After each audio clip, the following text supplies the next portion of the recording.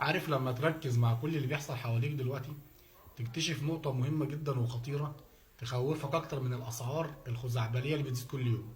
يعني الأسعار إن شاء الله يجي لها يوم وتنزل، إن شاء الله تيجي للأزمة اللي هم بيقولوا عليها ديت يوم وتتحل.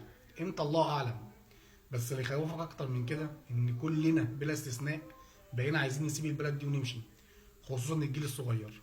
كلنا بلا استثناء بقى عندنا استعداد نغامر بأرواحنا وبنفسنا ونعمل هجرة غير شرعية، وبتبقى ما انتش ضامن توصل ولا لا وممكن تموت، بس عندك استعداد انك تغامر وتجرب حاجة زي كده عشان تخرج من البلد دي.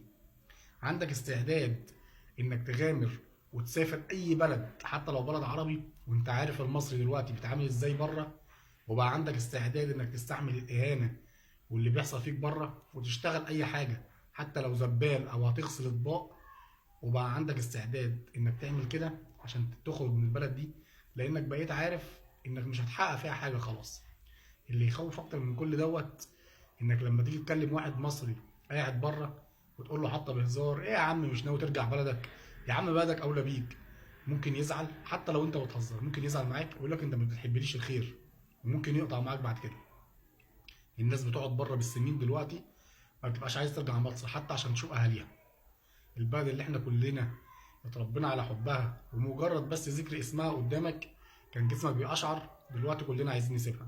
والله العظيم لو فتحوا الحدود دلوقتي وقال لك اللي عايز يمشي يمشي بدون شروط وبدون مشاكل، البلد دي ما يبقى فيها حد.